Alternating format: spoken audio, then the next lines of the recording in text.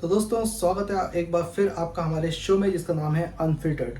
पिछले 2 एपिसोड से हम बात करते आ रहे हैं सामाजिक मुद्दों के ऊपर यानी कि सोशल इश्यूज़ के ऊपर। हमारा आज का एपिसोड भी इसी बारे में रहेगा और हमारे गेस्ट आज हमारे साथ में हैं। हम उनसे कुछ और सोशल इश्यूज़ के ऊपर बात करेंगे। और मैं फिर बता रहा हूँ कि अगर आप लोग भी कोई क्वेश्चन पूछना चाहते हैं, कोई सवाल पूछना चाहते हैं, तो आप हमारे वीडियो के नीचे कमेंट करके बता सकते हैं। और अगर इवन आप शो में डायरेक्टली आके सवाल कुछ पूछना चाहते हैं हमारे गेस्ट से, तो भी आप हमें कांटेक्ट कर सकते हैं। तो आज का हम अपना एपिसोड शुरू करते हैं सामाजिक मुद्दों के ऊपर यानी कि सोशल इश्यूज़ के ऊपर, और हमारे गेस्ट को बुलाते हैं, उनका स्वागत करते हैं।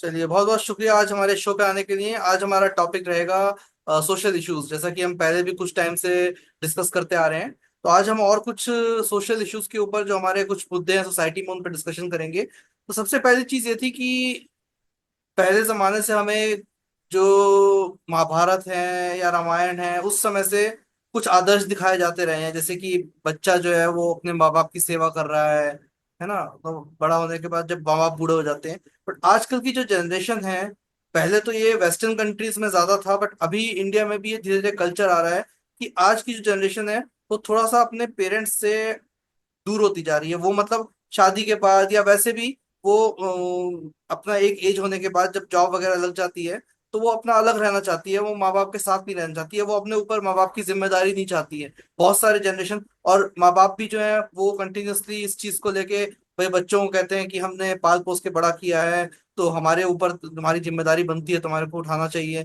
तो ये एक जो दोनों के बीच में वो चल रहा है। तो ये क्या मतलब इसमें कौन सही है? आप माँ बाप को सही कहेंगे कि बच्चों को सही कहेंगे कि सोसाइटी ऐसी है?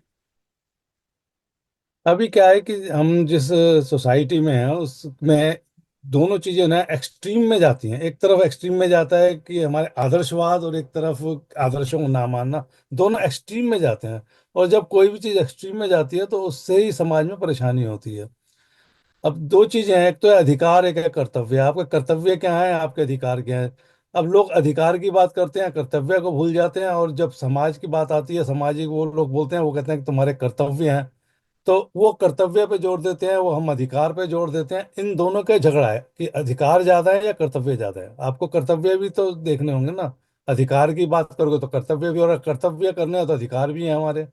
तो इन दोनों को ही देख के जब बात करेंगे तभी बात बनती है, नहीं तो अधिकार की बात करें और कर्तव्य की बात छोड़ें तो फिर दिक्कत होती है। इसी तरह जैसे बच्चों का है, उनका कर्तव्य है तो उनके अधिकार भी हैं, ऐसे माँ बाप है, उनका कर्तव्य है तो उनके अधिकार भी हैं। तो दोनों को अपने अधिकार पे अगर बात करनी है तो अपने कर्तव्य को भी निभाना पड़ेगा। और अपने कर्तव्य निभाते हो तो अधिकार भी दूसरों से उपेक्षित रखो कि हमें उनकी अधिकार भी मिले।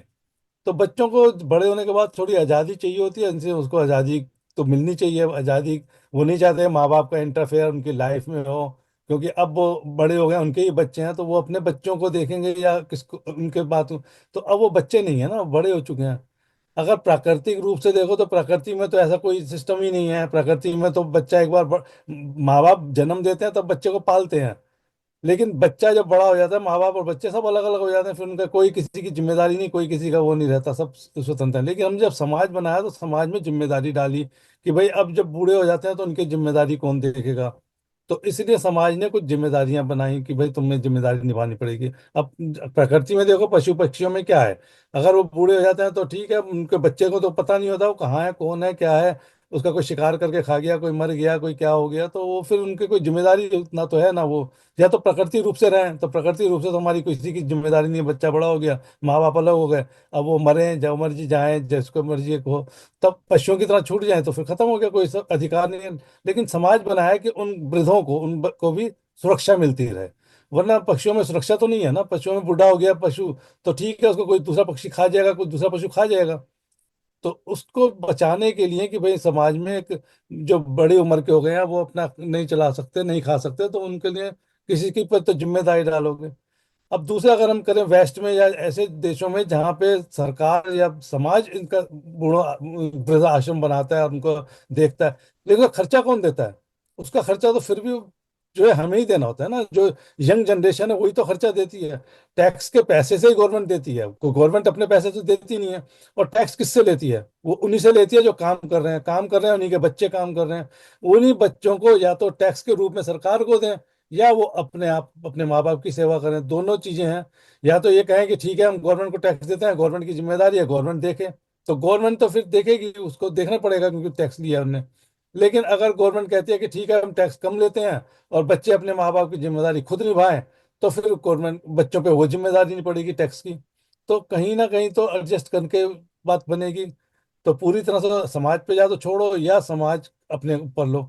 लेकिन उसमें अगर समाज पे छोड़ते हो, गवर्नमेंट पे छोड़ते हो, तो उसमें एक बुराई यह आ जाती है कि बच्चों के ऊपर अपने माँ बाप के अलावा दूसरे बुजुर्ग जिनके बच्चे नहीं है, जो काम ही नहीं कर रहे, क्योंकि बच्चे नहीं है तो इनकम नहीं है ना उनकी, तो उनकी देखभाल भी उन्हीं बच्चों पे आएगी, क्योंकि वो समाज तो बच्चों, उन्हीं बच्चों के गिने चुने जो हैं उनसे ही पैसा लेके और सबको देगा। तो अगर अपने बच्चे अपने माँ बाप की देखभाल करें, जिनके बच्चे नहीं है उनके लिए समस्या होगी, तो आदमी फिर ये भी सोचेगा कि मेरे बच्चे नहीं है तो मेरे को बुढ़ापे में कौन देखेगा। लेकिन जब समाज देगा तो बच्चे पैदा क्यों करेगा, वो कहेगा मैं बच्चे पैदा ही क्यों करूं, मेरे को समाज देख रहा है, बूढ़ा हो जाऊंगा चलो गवर्नमेंट से पैसा मिलेगा, मेरे को क्या जरूरत है बच्चों। तो इसको अगर बड़े उसमें देखेंगे तो आगे जाके समस्या आएगी। अभी फिलहाल नहीं समस्या नजर आ रही, लेकिन आगे बहुत बड़ी समस्या आएगी जब एक बड़ी संख्या में लोग बच्चे पैदा नहीं करेंगे और यंग जनरेशन नहीं होगी। जैसे जापान में हो चुका है, बूढ़ी अब जो है ना पूरी सोसाइटी बूढ़ी हो रही है, इनकम करने वाले कम है, टैक्स कम आएगा। तो टैक्स कम आएगा तो गवर्नमेंट कहाँ से देगी उनको? तो जो गवर्नमेंट जो बेनिफिट देती है वो कम हो जाएंगे, या टैक्स बढ़ाएगी, कुछ तो करेगी ना, कहीं तो एडजस्ट करेगी। तो इसलिए वो समस्या आ रही है कि अब लोग जो है कि शादी ना करो, बच्चे ना करो, हमें क्या करना है। तो उनको बूढ़े होने पे कौन देखेगा, उनके बूढ़े होने पे कौन खर्चा करेगा?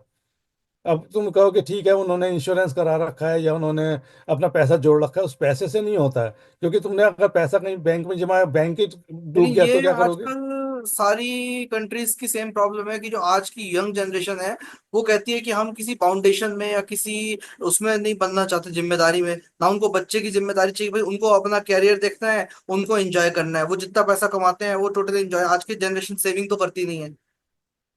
तो वही समस्या आएगी ना जब सोसाइटी बूढ़ी हो जाती है। उस बूढ़ी सोसाइटी में तुम आज जवान हो, ठीक है तुम्हारे को कोई जरूरत नहीं है, लेकिन जब तुम बूढ़े हो जाओगे तब तुम्हें देखने वाला कोई नहीं होगा। तब तुम कहोगे कि और फिर गवर्नमेंट आज की देखे, जनरेशन गवर्नमेंट का हमारे को। ये एक्सक्यूज भी होता है कि भाई माँ बाप ने तो हमसे तो पैदा किया था बच्चे को, तो बच्चे की तो मर्जी नहीं होती है पैदा होने की, उससे पूछा तो नहीं जाता कि पैदा होना है कि नहीं होना। आपने बच्चे को पाला, तो आपने बच्चे को पाला, आपने कोई इन्वेस्टमेंट तो नहीं किया कि आपको 10 साल बाद उसका रिटर्न चाहिए कि मेरे को उसका हम्म। कितना बेनिफिट हुआ, कितना बेनिफिट हुआ। तो वो बच्चे कहते हैं भाई हम अपनी जिंदगी जिएंगे अपने हिसाब से। देखो यही सोच जो है ना, यहाँ से जब से सोच शुरू होती है तो ठीक है। अब अगर जैसे जो लोग कहते हैं कि हम इंजॉय करेंगे, शादी करेंगे या बच्चा पैदा नहीं करेंगे, या हम लिविंग में रहेंगे बच्चे पैदा नहीं करेंगे, अपने दोनों जो है स्वतंत्र रहेंगे, लिविंग में रहेंगे। लिविंग में रहना ठीक है, चलो शादी करी बच्चे नहीं हुए कोई बात नहीं, कोई फर्क नहीं पड़ा। लेकिन जब तुम बूढ़े हो जाओगे तब क्या करोगे? तब तुम्हारे को देखने वाला कोई नहीं है, तब तुम अकेले कहाँ बैठोगे? गवर्नमेंट गवर्नमेंट तुम्हारे घर आके तो चेक नहीं करेगी, हर एक को जाके चेक नहीं कर सकती कि उसको क्या परेशानी है, क्या दिक्कत है। तो ऐसे लोगों की जब बुढ़ापे में आते हैं तो फिर वो ये गवर्नमेंट को या सरकार को दोष देने लगते हैं, अरे सरकार बूढ़ों के लिए कुछ नहीं कर रही है, सरकार वृद्धों के लिए कुछ नहीं कर रही। वो सरकार तो वृद्धों के लिए करेगी तो कहाँ से लाएगी? पैसा तो टैक्स से लाएगी। और टैक्स देने वाले ही कम हो रहे हैं। जब काम करने वाले कम हो रहे हैं, टैक्स देने वाले कम हो रहे हैं, तो गवर्नमेंट की इनकम भी तो कम हो रही है ना, उस हिसाब से खर्चे बढ़ रहे हैं। तो उस सोसाइटी का खर्चा कौन उठाएगा? तो अगर माँ बाप, पुराने जिस जमाने में समाज बना था उसमें बच्चा पैदा करना इसलिए भी जरूरी माना गया था कि उस समाज को आगे बढ़ाना कैसे है, कौन चलाएगा समाज को। या तो सब बच्चे पैदा करना बंद कर दें तो समाज ही खत्म हो जाएगा, ये सृष्टि खत्म हो जाएगी। तो इस सृष्टि को चलाए रखने के लिए जो है, अगर ये सृष्टि खत्म हो जाएगी तो फिर सब कुछ खत्म हो जाएगा, फिर क्या है, फिर किसी को बच्चा पैदा करने की जरूरत ही क्या है? ये समस्या तो हमारे वेदों में, हमारे जो शास्त्रों में है, जब ब्रह्मा ने सृष्टि का आरंभ किया तब ये समस्या सामने आई थी। ब्रह्मा ने जब पहले चार पुत्र पैदा किए, जिनको संत कुमार और वो जो थे चार पुत्र उनके हुए, तो उन्होंने उनको बोला कि अब तुम आगे सृष्टि बढ़ाओ। तो उन्होंने कहा नहीं, हम तो मुक्ति में जाएंगे, हम तो मुक्ति के वो हैं, और हम नहीं इसको संतान उत्पत्ति नहीं करेंगे, हम तो सृष्टि के नहीं बढ़ा सकते, हम तो सत से पैदा हुए हैं, सत से हैं, मोक्ष है, मोक्ष में जाएंगे।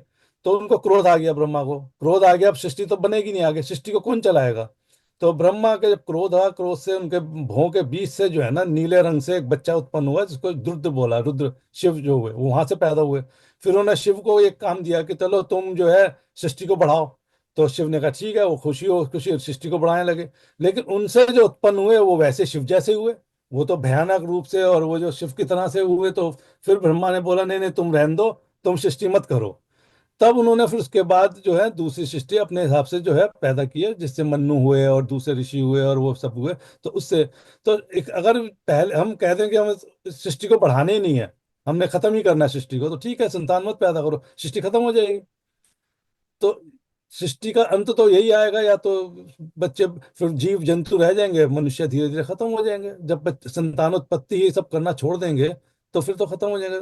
तो इसने संतानोत्पत्ति अगर जरूरी है तो फिर वैसे जिन्होंने संतान। आज की जनरेशन जो मर्जी कहे, लेकिन अगर हम पहले जाते हैं, पहले के टाइम में, तो जो हमारे पहले का कल्चर रहा है या जो सिविलाइजेशन रही है, उसमें जो पिता और पुत्र को कहा गया है, एड्रेस किया गया है, कहीं हद तक वहीं पर क्लियर कर दिया गया है कि दोनों का पर्पस क्या है, कि एक का पर्पस पालना है और दूसरे का देखभाल करना है। हम्म, तो वही ना, दोनों का शब्द का जो उत्पत्ति हुई है वो दो शब्दों से हुई है, प और त्र। प शब्द जो है वो संस्कृत का प का मतलब हुआ है जो है प्राण, प्राण से वो पा लिया है। और त्र का मतलब है त्राण, त्राण का मतलब होता है रक्षा, सुरक्षा। तो पितृ का मतलब है जो प्राणों की रक्षा करे, जो बच्चा है उसके प्राणों की रक्षा करने वाले को पितृ बोला, पिता बोला। बाद में वो पितृ से पिता बन गया। और इसी तरह जो पुत्र है, पुत्र भी प्राण और त्र, जो अपने पिता की जो जिनने जन्मदाता है उसकी रक्षा करे, तो उसको भी प्राणों की रक्षा करने वाला माना है। तो दोनों एक दूसरे के प्राणों की रक्षा करते हुए आगे बढ़ते हैं।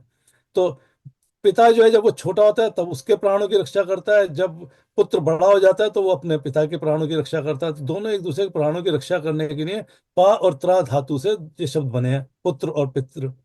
तो इसको तो हमारे शुरू से ही सनातन धर्म में जो है उसको माना गया है कि पिता का तो धर्म है मतलब फिर बच्चों की। शत्रु का मतलब होता होगा प्राण लेने वाला, क्योंकि त्रा धातु उसमें भी आती है। हाँ, त्रा धातु जो शत्रु को प्राण देने वाला घातक है, जो जो उसको जो है घातक है। तो त्रा धातु त्राण उसको लेने वाला, तो उससे शत्रु बना होगा। तो त्रा धातु का जो है तो जो रूप है वो त्रा का मतलब त्राण से है, त्राण का मतलब होता है रक्षा। तो इसीलिए पिता और पुत्र का संबंध जो है ना वो इसी पिता और पुत्र, पुत्र हम बोलते पुत्र है लेकिन वो पुत्री भी उसी में आएगी। पिता संतान जो आती है, संतान में दोनों ही आते हैं, पुत्री और पुत्र दोनों ही आते हैं। जब हम जो है ना कभी भी पुल्लिंग का लेकिन इस्तेमाल करते हैं तो कई हद उसमें तक दोनों आ क्या जाते होता हैं। है कि फिर भी गवर्नमेंट को इन्फ्लुएंस करनी पड़ती है इन चीजों के अंदर, क्योंकि हमारे यहाँ तो खैर इतना ज्यादा इंडिया में नहीं हो पाता, लेकिन बाहर की कंट्रीज में, क्योंकि क्या होता है कि जब बच्चा बड़ा हो जाता है उसको जॉब करनी है। अब ज्यादातर आप देखोगे कि जॉब जो है वो उसके जहाँ रहता है उसके होम टाउन या उसके घर के आसपास नहीं मिलती, दूर मिलती है। अब वो हम्म दूर चला जाता है, और जो उसके पेरेंट्स होते हैं, वो क्योंकि बूढ़े हो चुके हैं, बचपन से जवानी तक बुढ़ापे तक उसी जगह रहे हैं, तो वो दूसरी जगह जाते हैं तो एडजस्ट नहीं कर पाते। तो वो चाहते हैं कि हम यहीं रहें, तो इस चक्कर में क्या होता है, माँ बाप को छोड़ के दूर जाना पड़ता है बच्चे को। नहीं, वो तो फिर दोनों देखो, माँ बाप की गलती ये है कि अब जो है ना स्थिति को देखना पड़ता है। किसी भी काम को करने से पहले जो है ना काल और वो जो बताया परिस्थिति, उसको देखना जरूरी है। अगर बच्चे के साथ तुम्हें रहना है तो बच्चे के साथ फिर उसके एडजस्ट करना पड़ेगा, वहां जाना जैसे पड़ेगा। शादी होके जब उसकी बीवी आती है, तो जाहिर सी बात है कि शुरू से बच्चा माँ बाप के साथ पला बड़ा है, तो माँ बाप उसके ऊपर एक हक मानते हैं, उसके ऊपर अपनी वो मानते हैं। और जब बीवी आती है उसकी, तो वो कुछ हिस्सा उस बच्चे का, प्राइवेसी का, उसके स्पेस का, वो लेने की कोशिश करती है। अब ये माँ बाप को चाहिए कि जब शादी होके वो आती है तो अपने खुशी से, अपनी मर्जी से वो हिस्सा उसको नहीं, खाली छोड़ दे कि बच्चा अब तो हम्म तुम्हारा भी है। लेकिन वो अपने पास रखना चाहते हैं, वो लेना चाहती है। इसी चक्कर में जो सास बहू के या जो पेरेंट्स और उनकी बीवी के या झगड़े होते हैं, वो इसी वजह से ज्यादातर होते हैं कि वो पावर देना नहीं चाहते, वो लेना चाहती है। भाई वो एक पिक्चर टीवी सीरियल था ना, सास भी कभी बहू थी। हाँ, भाई वो भी तो कभी बहू रही है, उसके साथ भी ऐसा हुआ है। तो उनमें क्या होता है कि मेरे साथ ऐसा हुआ, मेरी सास ने ऐसा किया तो मैं भी ऐसे करूंगी। वो ये इसीलिए जो देखो, हमारे एक चलता है हैरानी ना। की बात यह है कि जितना भी तुम देखोगे, जो बेटी होती है, तो यहाँ बेटी, इंडिया में जैसे बेटी को अबॉर्शन करा देते हैं, या बेटी नहीं चाहिए बेटा चाहिए, ज्यादातर ये कहने वाली घर की सास होती है, लेडीज होती है। हाँ, तो वही है ना, तो या तो उनको जो है ना, उनको एक ये है कि जैसे हमारे साथ हुआ वैसे ही उसके साथ होगा आगे। और हम्म। फिर उस बेटी की जिम्मेदारी ये मानी जाती है। तो हमारे समाज में बहुत सारी चीजें हैं ना कि बेटी के जो है उसके साथ इज्जत जुड़ जाती है। जैसे पिछली हमने जो बात की थी कि उसके साथ कुछ ऊंच नीच हो जाएगी या ये हो जाएगा, फिर हाँ उसकी शादी के लिए लड़का ढूंढेंगे तो झुकना पड़ेगा, किसी के आगे झुकना पड़ेगा। देखो पुराने जमाने में राजस्थान में जो है था, बच्चियों को होते ही मार देते थे गाँव में। उनको मारने का मतलब ये होता था कि अगर हमारी बेटी होगी तो उसके लिए हमें किसी के सामने झुकना पड़ेगा, उसकी शादी के लिए। तो ये झुकना क्यों पड़ेगा बेटी के लिए? ये जो हमारे समाज में बनाया ना कि लड़के वाले जो है उनका सर ऊंचा होता है, लड़की वाले का सर नीचा होता है, उसको झुकना पड़ता है उसके सामने। मेरे ख्याल तो से इस वजह राजस्थान हरियाणा के गांव में कहीं जाओगे तो वहां पर अभी भी इसी तरह से माना जाता है, वहां अभी भी यही चलता है। लड़की का होने का मतलब कि तुम्हारा सर झुक गया, अब तुम्हारे को उस लड़की की शादी के लिए लोगों के आगे सर झुकाना पड़ेगा, उनके वो आगे कहते हैं मन्नत ना, करनी वो पड़ेगी, पगड़ी रख देना। पगड़ी रखनी पड़ेगी। हाँ, पगड़ी रखनी। हाँ, तो ये जो समाज ने बनाया कि लड़की की शादी करने के लिए आपका सिर झुक गया, आपका सम्मान कम हो गया। तो अपना सम्मान कम ना हो, इसलिए वो लड़की को नहीं चाहते कि हमारा सम्मान कम ना हो, हमारा सम्मान बढ़ा रहे और लोग हमारे आगे झुके। तो ये जो ये प्रथा जो चली है ना, ये मध्यकाल में शुरू हुई है, मध्यकाल के आसपास से शुरू हुई है। और जब से राजपूत और ये जो आए उन्होंने नहीं, लेकिन मैंने जो देखा है है ना जैसे मध्यकाल। कोरियंस हैं, जापानीज लोग हैं, या और दूसरी कंट्रीज में पहले टाइम में, काफी पहले टाइम में उनके यहाँ भी लड़का ही चाहते थे लोग। और अभी भी जो ओल्ड लड़का चाहते जनरेशन है थे उसकी क्योंकि यही मेंटेलिटी है थोड़ी बहुत। नहीं, लड़का चाहने का कारण ये था कि लड़का, क्योंकि पहले खेती बाड़ी पे समाज चलता था, खेती बाड़ी थी ना। तो खेती बाड़ी तो लड़का ही करता था ज्यादा, लड़कियां तो थोड़ा बहुत हेल्प करती थी, मदद करती थी। तो ताकतवर तो चाहिए घर को चलाने के लिए, अगर लड़कियां होंगी तो खेती बाड़ी और जो उनका काम है उसको कौन करेगा? तो इसलिए लड़का जरूरी होता था ताकि खेती बाड़ी। तो इसलिए कुछ समाज ऐसे थे जहाँ दामाद जो है घर में रहता था, लड़कियों के घर में रहता था, क्योंकि जिनके यहाँ लड़की हुई। अब लड़कियां तो नहीं कर सकती है खेती बाड़ी, बिजनेस उस टाइम नहीं कर पाती थी, तो इसलिए फिर वो दामाद को ही घर में रख लेते थे और दामाद को ये काम करना पड़ता था, उनके परिवार का बिजनेस संभालते थे या उनके परिवार की खेती बाड़ी संभालते थे। तो पुरुष का जरूरी होना ये इसलिए हम जरूरी माना जाता था कि वो होगा तो तुम्हारे घर को संभालेगा। अगर वो नहीं होगा तो लड़की शादी करके जिस घर में जाएगी, तुम्हारे घर में फिर कोई है नहीं ना उसको देखने वाला, तुम्हारे बिजनेस को, तुम्हारी खेती बाड़ी को, तुम्हारे इसको। तो तुम्हारे उसी से तो तुम घर में जो बुजुर्ग लोग हैं उनको कहाँ से सपोर्ट मिलेगी? उसी खेती बाड़ी चलेगी तो सपोर्ट मिलेगी। अगर वो खेती बाड़ी कर, लड़की तो चली गई, अब बुजुर्ग हो गए, वो तो काम नहीं कर सकते, तो उनको फिर कौन खर्चा देगा? तो फिर क्या लड़की के घर जाके खर्चा मांगेंगे या लड़की से मांगेंगे? तो लड़की वाले तो नहीं देंगे जहाँ शादी कर गई है। तो इसलिए वो चाहते हैं कि हमारा लड़का हो ताकि वो हमारे को मदद कर सके, क्योंकि लड़की तो दूसरे घर चली गई तो फिर ये है ना, उसकी वजह से दिक्कत है। अच्छा, आजकल देखोगे कोई भी मोटिवेशनल स्पीकर होता है, या जो भी लोग जो इस तरह के मोटिवेशनल स्पीकर्स को सुनते हैं, वो हमेशा ये बोलते हैं कि जॉब से बाहर निकलो, आप बिजनेस करो, बिजनेस के अंदर आप ज्यादा सक्सेस कर सकते हो, ज्यादा पैसा कमा सकते हो। 9 to 5 की जो जॉब है उसमें आप एक जगह बन जाते हो। कंफर्ट जोन से बाहर निकलो। कल चलो, कंफर्ट जोन से बाहर निकलने का ये मतलब तो मान सकते हैं कि भाई आप खाली बैठे हो तो नहीं, खाली बैठी बैठ सकते, मेहनत तो करनी पड़ेगी कुछ भी करना है तो। लेकिन जॉब को हमेशा सोसाइटी के अंदर इस तरह से दिखाया जाता है कि जॉब जो है वो अच्छी चीज नहीं है। जो आप, अगर आप ज्यादा अमीर बनना चाहते हो, ज्यादा सक्सेस पाना चाहते हो, तो इस कंफर्ट जोन से बाहर निकलो, आप बिजनेस करो। तो इस चीज को कहाँ तक इसको जस्टिफाई कर सकते हैं हम? भाई तो सारे बिजनेस करेंगे तो बिजनेस वाले में फिर काम करने वाले कहाँ से आएंगे? अगर सब आदमी यही सोचने लगे कि हम तो बिजनेस करेंगे और सभी छोड़ दें, तो फिर तो काम करने वाला कोई रहेगा नहीं।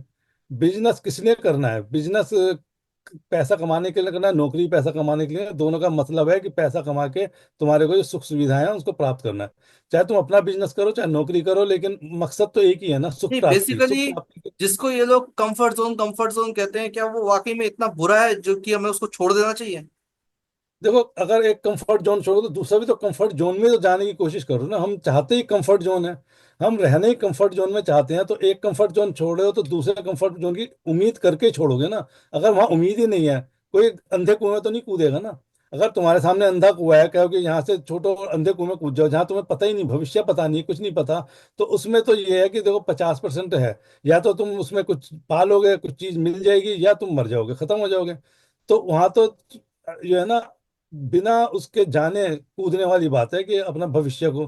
इसलिए देखो, जब भी तुमने एक कीड़ा देखा होगा जो पेड़ पे जब चलता है तो वो अपने पीछे पैरों से पुराने उसको टहनी को पकड़े रहता है और अगला हिस्सा उठा के अगली टहनी पकड़ता है।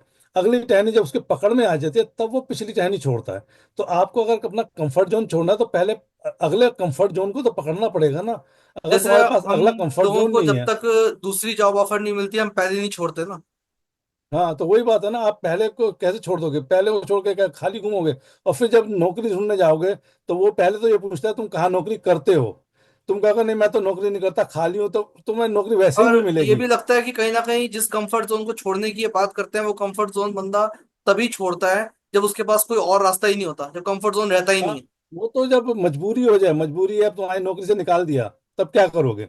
तब तुम ये तो नहीं कह सकते उसके आगे हाथ पैर जोड़ो कि भाई मुझे नौकरी में रख लो, तुम मेरे को जैसा मर्जी रखोगे, मारो पीटो जो मर्जी करो। तो वहां से निकलना ही पड़ेगा ना। अब निकलने का मतलब ये है कि अब तुम कंफर्ट जोन से निकल आए तो तुम्हें कंफर्ट जोन तो ढूंढना ही है ना अपने लिए। कोई तो कंफर्ट जोन ढूंढने के लिए तुम काम करोगे, मेहनत करोगे, बिजनेस करो या कहीं दूसरी नौकरी ढूंढो। तो वो तो अलग चीज है, उसमें तो कुछ कह नहीं सकते। लेकिन एक तुम्हारे पास नौकरी है और तुम जब तक दूसरे कहीं तुम्हारे को अपॉर्चुनिटी नहीं मिलती तुम उसको छोड़ नहीं सकते ना। उसको कैसे छोड़ दोगे? तो नया मिलेगा तभी पिछला छोड़ोगे ना। अब ये तो नहीं कह सकते तुम्हें अगर बहुत बड़ा मकान चाहिए तो पहला मकान छोड़ दो, घर से बाहर आ जाओ, सड़क पे बैठ जाओ कि जब तक दूसरा मकान नहीं मिलेगा मैं सड़क पे बैठूंगा। ऐसा तो नहीं कर सकते ना। तुम्हें मकान अगर मिल गया, अच्छा मकान मिल गया, तभी पिछला मकान छोड़ोगे ना। कोई सड़क पे आके तो नहीं बैठता ना। तो ये जो लोग हैं ना इनकी तो अपनी कमाई है, अपने कमाई के में जो मर्जी बोले उनका कहने से कोई मतलब नहीं होता। कंफर्ट जोन कोई लोग छोड़ता नहीं है। कंफर्ट जोन पहला छोड़ेगा तो अगला कंफर्ट जोन उसके सामने होता है। उस कंफर्ट जोन को देख के पिछला कंफर्ट जोन छोड़ेगा। तो इसलिए ये कहना कंफर्ट जोन छोड़ दो, तो वो तो अंधे कुएं में कूदने वाली बात है। अंधे कुएं में कूद जाओ, देख लो कुछ वहां पे अंधे कुएं में कोई हीरा मिल जाएगा तो तुम करोड़पति हो जाओगे, नहीं मिला तो मिट्टी में मर जाना। तो वो तो कोई कर नहीं सकता ना।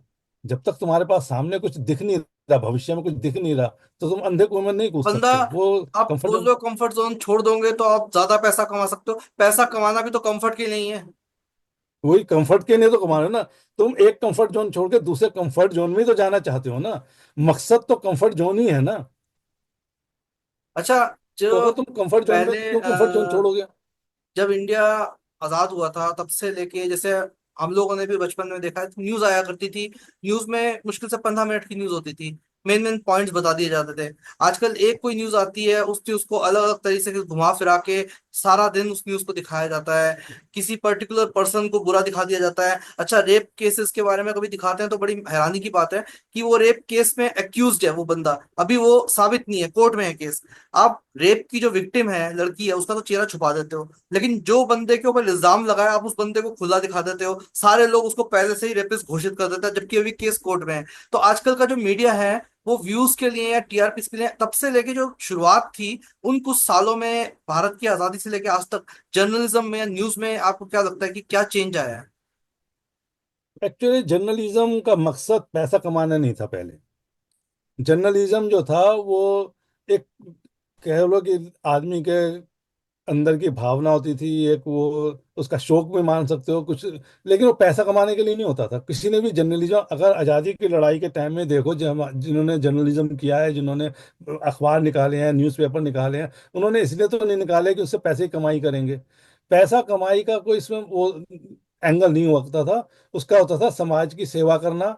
एक काम होता था समाज की सेवा, दूसरा होता था कि भाई जो है मेरे अंदर जो भावनाएं हैं उनको व्यक्त कर सकूं। कहानी लिखते थे, कहानी क्या इसलिए लिखते थे कि हम कहानियां बिकेंगी और मेरी नॉवल बिकेगा, मेरे उससे इनकम होगी, इसके लिए तो नहीं लिखते थे। अगर तुलसीदास ने लिखी तो क्या इसलिए लिखी थी कि मेरी रामायण बिकेगी मार्केट में, उससे पब्लिसिटी मिलेगी, उसका कॉपीराइट होगा और मेरे अब आज हम इतनी लोग पीढ़ियां आएंगी। प्रेमचंद की कहानियों के ऊपर नाटक बनते हैं, फिल्में बनती हैं, लेकिन जब तक वो रहे वो फटे हाथ ही रहे थे, उनके पास कुछ नहीं था।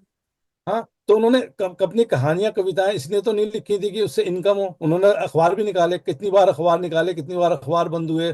तो वो जो पुराने जमाने का जर्नलिज्म था वो पैसे के लिए नहीं होता था। आजकल तो करोड़ों के वो लेके चलते हैं कि हमारे को पैसा मिलेगा, तो उसके लिए वो जो है किसी भी के आगे भी झुक जाते हैं, बिजनेसमैन के आगे झुक जाते हैं, राजनेताओं के आगे झुक जाते हैं, किसी के आगे झुक जाते हैं, क्योंकि उनको पैसा कमाना है। उनको उसको जर्नलिज्म से कोई लेना देना नहीं है, उनको पैसे से लेना देना है। इसलिए वो झूठी खबरें भी चला सकते हैं, जो मर्जी कर सकते हैं।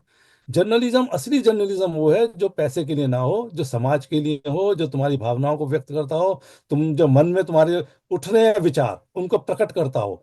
तो इसलिए लोग करते थे। इसके लिए एक बंगाली पिक्चर है, बहुत अच्छी बंगाली पिक्चर में है, उसमें इसी तरह का कुछ समस्या दिखाई है, वो अखबार निकालता है और फिर उसका अखबार भी डूब जाता है, उसको बेईमानी कोई धोखा देता है, उसको बोलता है पैसा कमाने के लिए एडवर्टाइजमेंट लो और कमर्शियल लो, तो वो मना करता है, वो कहता है मैं इसको नहीं अगर मैं किसी बिजनेसमैन से पैसा लूंगा तो मेरे को उसके लिए काम करना पड़ेगा, तो मेरे को किसी का एडवर्टाइजमेंट नहीं चाहिए अपने अखबार के लिए, मेरे पास इतना पैसा है, मैं खुद ही अपने पैसे से अखबार निकालूंगा। तो इस तरह के एक बंगाली पिक्चर में है, अच्छा खासा, चारुलता नाम से पिक्चर है, उसको देखना, उसमें है इस तरह का दिखाया है थोड़ा सा। तो पहले जर्नलिज्म होता था अपने उसके लिए, देशभक्ति के लिए या भावना के लिए, अपने विचारों को प्रकट करने के लिए। आजकल जर्नलिज्म है पैसा कमाने के लिए, झूठ बोलो, कुछ भी बोलो, पैसा आना चाहिए, पैसा की कमाई होनी चाहिए, इसलिए वो झूठ बोलते हैं। और दूसरा जो बोला है रेपिस्ट का, जो लड़के जो जिसने किया है उसका जो चेहरा दिखाते हैं, ऐसा इंडिया में दिखा सकते हैं, लेकिन जापान वगैरह दूसरे देशों में चेहरा नहीं दिखाते हैं। जो भी क्रिमिनल होता है उसका चेहरा ढका रहता है, उसको कभी अगर वो गिरफ्तार करते हैं, उसको गिरफ्तार करते हुए अगर जो कैमरे टीम होती है उसका चेहरा ढका होता है, उसको चेहरा कभी उसको दिखाते नहीं, चाहे वो क्रिमिनल हो। क्रिमिनल का जब तक मतलब चेहरा नहीं सोचने दिखाते वाली तब तक बात है वो। ना कि अभी हो सकता है जिसका रेप, जो बोल रही है मेरा रेप हुआ है, क्या पता वो गलत इल्जाम लगा रही हो, या जिसका हाँ, जिसने इस एक्यूज्ड है वो सही हो। तो आपको अभी जब तक पता नहीं है, कुछ विटनेस नहीं है, प्रूव नहीं हुआ कोर्ट में, तो आप दोनों ही को अभी कुछ मान के नहीं चल सकते ना ऐसे। नहीं, देखो, उसका चेहरा दिखाने का तो कोई मतलब ही नहीं है ना, चेहरा आप किसने दिखा रहे हो? क्योंकि उसको अगर तुमने जेल में बंद रखा है तो उसका चेहरा दिखा के पब्लिक को क्या बताना चाहते हो? कोई उसका मतलब नहीं है, चेहरा तो उसका दिखाया जाता है जो आदमी भाग गया, जिस आदमी को पकड़ में नहीं आ रहा उसका चेहरा दिखाना पड़ता है कि भाई इस आदमी को जहां कहीं दिखे इसको पकड़ना है, उसके लिए चेहरा जरूरी है। वरना जो आदमी कैद में आ गया उसका चेहरा दिखा के आप क्या बताना तो चाहते हो? मतलब कोई कोरिया जापान वगैरह में पकड़े जाने पे भी चेहरा नहीं दिखाते। नहीं दिखाते, वो कपड़ा बांध देते हैं उसके चेहरे पे। अगर उसको कैद कर रहे हैं, कहीं से घर से भी कैद किया है, हाँ तो मतलब पहले ये है उसका पुलिस कि वाले। सोसाइटी में अननेसरी वो फैलेगा, क्या फैलेगा। मान लो अब वो बंदा कोई मुस्लिम है, आप उसका नाम बता रहे हो, पता चलेगा लोग दूसरे मुस्लिमों से भी कह रहे हैं कि भाई ये भी अच्छा नहीं है, वो है हाँ, ऐसा। ऐसा वो कुछ नहीं करते हैं, क्योंकि अगर वो आदमी गिरफ्तार हो गया तो फिर तो कोई जरूरत नहीं है ना उसका चेहरा दिखाने की, चेहरा उसका दिखाया जाता है कि जो आदमी भाग गया, तो पकड़ मतलब में नहीं आ रहा, उसकी उसके ना तो चेहरे। उसकी आइडेंटिटी बतानी चाहिए, ना उसका चेहरा दिखाना चाहिए कि वो कौन है, हाँ, वो तो कौन दिखाने की कोई से है जरूरत ही ना। नहीं है। अगर सजा भी हो गई तो फिर सजा भी हो गई तो फिर दिखा के क्या करना उसका? भाई उसको सजा हो गई, वो सजा भुगत रहा है, उसके परिवार वाले जो भी हैं भुगत रहे हैं, तो आपको जनता को चेहरा दिखा के क्या अच्छा, मिलना है? इससे एक और चीज आपको मेरे जनता को को चेहरा दिखाना है। आई दिमाग में कि जैसे कल्चर था कि भाई आपको कोई चीज पसंद नहीं है, आप उसके अगेंस्ट, मतलब एक सोसाइटी है और पूरी उसको बायकॉट कर देती है। लेकिन आजकल एक कल्चर बन गया है, आपकी अपनी कोई पसंद हो सकती है कि मान लो आपको ये चीज नहीं पसंद है तो आप उसको इग्नोर कर देते हो। लेकिन यहाँ पर क्या होता है, इग्नोर करने की बजाय आप उस चीज को मतलब थोपते हो कि नहीं, ये मेरी जो चॉइस है, जो मेरी नजरिया है वो सही है। कोई कॉमेडियन पसंद नहीं आता, आप एफआईआर कर देते हो। कोई कॉमेडियन के ऊपर कुछ हो जाए, उसने मान लो किसी रिलीजन पे कुछ बोल दिया, किसी चीज के ऊपर कुछ बोल दिया, कल्चर पे, तो आप कहते हो इसका अपमान हो गया, ये मेरे उसके सेंटिमेंट्स का, आप एफआईआर कर देते हो। तो ये एक वो कल्चर जो बन गया है कि मुझे जो नहीं पसंद है, ऐसा नहीं है कि मैं ये मानूं कि वो मेरा नजरिया है, मैं ये चाहता हूँ कि वो सबका नजरिया हो। वही जो है अभी, जो है ना, हम डेमोक्रेसी कहते हैं लेकिन डेमोक्रेसी अब वो है नहीं, क्योंकि डेमोक्रेसी में तो अलग अलग विचार होंगे। हमारे पुराने समाज में कितने विचार हैं? अगर हम हिंदू धर्म को ही बात करें तो हिंदू धर्म के अंदर कितने विचार हैं जो एक दूसरे से विपरीत हैं। तब तो ऐसा कुछ नहीं होता था, लेकिन ये आजकल इस तरह से बनाया जा रहा है जबरदस्ती। ये राजनीतिक वो है, इसके कोई धर्म या विचार से कोई मतलब नहीं है, ये राजनीति राजनीति को अपने बनाए रखने के लिए अपने विचारधारा को थोपना जो है वो एक राजनीतिक वो है, टूल है, एक तरह से उसको इस्तेमाल कर रहे हैं। लेकिन हमारे समाज में ऐसा कभी भी नहीं रहा, समाज में तो बहुत खुला था, समाज में सारे विचार एक साथ रहते थे और सारे विचार एक साथ चल रहे थे। कितने विचार हैं हमारे यहाँ, बुद्धिज्म भी चला, जैनिज्म भी चला, नास्तिकिज्म भी चला, सारे चले हैं, सब चलते रहे हैं, एक दूसरे के विचार अलग अलग होते रहे हैं, सब में आपस में रहा, लेकिन ऐसा कभी नहीं था कि एकता में बांधो कि एक ही अच्छा, विचार ये हो भी सबके, अब ऐसा कभी धीरे धीरे आने लगा है कि अगर कोई पॉलिटिकल पार्टी पावर में होती है, तो आप उस पॉलिटिकल पार्टी के खिलाफ अगर कुछ बोलते हो या उसकी किसी खामी के ऊपर बात करते हो, तो आप वो कहोगे कि आप एंटी नेशनल हो, आप देशद्रोही हो। देखो, हमारे यहाँ जो है ना राष्ट्रवाद की जो वो कल्पना की गई है वो गलत की गई है, उसके तो विरोध में देखो ये जो राष्ट्रवाद आया है ना, जो आजकल राष्ट्रवाद की बात कर रहे हैं, ये राष्ट्रवाद जर्मन और जापान और इटली का जो राष्ट्रवाद था वहां से हम कॉपी कर रहे हैं। ये राष्ट्रवाद वहां का था जिसने दूसरे वर्ल्ड वार में पूरी दुनिया को झोंक दिया था। उस राष्ट्रवाद का आज पूरी दुनिया उसका एक विरोध करती है, उस राष्ट्रवाद का। लेकिन कुछ देश आज फिर वापस राष्ट्रवाद की ओर बढ़ रहे हैं, और ये राष्ट्रवाद बहुत खतरनाक चीज है। इसके लिए तो जो हमारे जो रविन्द्रनाथ टैगोर ने भी बहुत कुछ कहा है। रविन्द्रनाथ टैगोर जब जापान आए थे सेकंड वर्ल्ड वॉर के बाद, उन्होंने राष्ट्रवाद के खिलाफ ही बात बोली, तो फिर जापान में उनका जो सम्मान था वो गवर्नमेंट ने नहीं किया इतना, क्योंकि वो राष्ट्रवादी गवर्नमेंट थी। तो राष्ट्रवाद जो है ना बहुत खतरनाक चीज है। इससे बचना चाहिए राष्ट्रवाद से, क्योंकि राष्ट्रवाद का मतलब, राष्ट्रवाद का विरोध तो कृष्ण ने भी किया है। कृष्ण ने क्या कहा है? धर्म का साथ देना है। उन्होंने कभी ये कहा है कि तुम धृतराष्ट्र का राष्ट्र है तो उसके राज में रहते हो तो उसका साथ दो? उन्होंने हमेशा ये बोला है कि धर्म का साथ दो। राष्ट्र तो जो है वो तो जनता से है ना, जनता रहती है, वो राष्ट्र है उसका। लेकिन धर्म जो है, तुम सच्चे सत्य के साथ रहो, सत्य के साथ रहो। इसलिए कृष्ण ने बोला कि धर्म धर्म के साथ रहो। धर्म का मतलब सत्य के साथ रहो। तो ये राष्ट्रवाद बहुत खतरनाक चीज है, इसको राष्ट्रवाद से बचना चाहिए, क्योंकि राष्ट्रवाद जब बहुत ज्यादा बढ़ जाता है तो वो वार की तरफ ले जाता है, वो युद्ध की तरफ ले जाता है, वो युद्ध की तरफ पहुंचा ही देता है। तो तो जो सेकंड वर्ल्ड टेररिज्म वॉर भी हम राष्ट्रवाद के देखते हैं, वो बेसिकली वो टेररिज्म भी क्या है, वो एक हद से ज्यादा बढ़ गया, राष्ट्रवादी तो है। वो भी तो राष्ट्रवादी हैं, वो अपने राष्ट्र बना रहे हैं, वो अपना जिहाद कर रहे हैं। तो वो भी एक राष्ट्रवाद की कल्पना करते हैं, अपने जिहादी की कल्पना। तो दोनों तरफ, हर तरफ जो भी राष्ट्रवाद की बात करता है, जो अपने जिहाद की बात करता है, जो भी इस तरह की बात करता है, वो खतरनाक है। उनसे बचना चाहिए। अब सपोज आतंकवाद उसी के। हमारे देश का कोई दोस्त है देश, अब वो देश अगर कुछ गलत भी करेगा तो आप उसको गलत को भी सपोर्ट करो, क्योंकि आप तो उस देश के, आपको पता है कल को वो देश आपको सपोर्ट करेगा, तो आप सही गलत नहीं देखोगे, आप बिना सही गलत देखे उसको सपोर्ट करोगे। नहीं, अगर ऐसा करना है तो फिर आप गीता पढ़ना छोड़ दो, फिर आप कृष्ण भक्ति छोड़ दो, फिर आप कृष्ण को मानना छोड़ दो। अगर आप गीता को मानते हो, अगर आप कृष्ण भक्त हो और आप कृष्ण की उसको मानते हो, तब आपको कृष्ण के वैल्यू पे चलना पड़ेगा, कि आपको धर्म का साथ देना पड़ेगा। आपको परिवार में भी विरोध सहना पड़ेगा, आपको परिवार के अंदर भी विरोध करना पड़ेगा, आपको हर चीज का विरोध करना पड़ेगा। तब आपको मोह माया से हटके धर्म के साथ खड़ा होना पड़ेगा। या तो इस बात को मानो कृष्ण की, नहीं तो फिर छोड़ दो कृष्ण को, पूजा करने छोड़ दो। कृष्ण को मानते क्यों फिर? भगवान भगवान करके कृष्ण की पूजा क्यों करते हो? क्यों गीता को लाके माथे से लगाते हो? गीता को पढ़ना छोड़ दो, अगर ऐसे ही कुछ करना है तो। तो अगर तुम गीता मानते हो, भगवान कृष्ण को मानते हो, तो आपको इन चीजों से दूर हटना ही पड़ेगा, कि आपको धर्म का साथ देना है। अधर्म के साथ, चाहे तुम्हारा भाई हो अधर्म के साथ खड़ा है, तो उसका साथ नहीं देना है। यही तो गीता का मेन मकसद है। गीता में यही तो शिक्षा है ना। चलिए इस पे हम अगली बार आगे बात करेंगे इस टॉपिक के ऊपर। अभी काफी सारे सोशल इश्यूज और हैं जिन पे बात करनी है, तो आज का हम एपिसोड यहीं पे खत्म करते हैं। बहुत बहुत शुक्रिया। Thank you, thank you.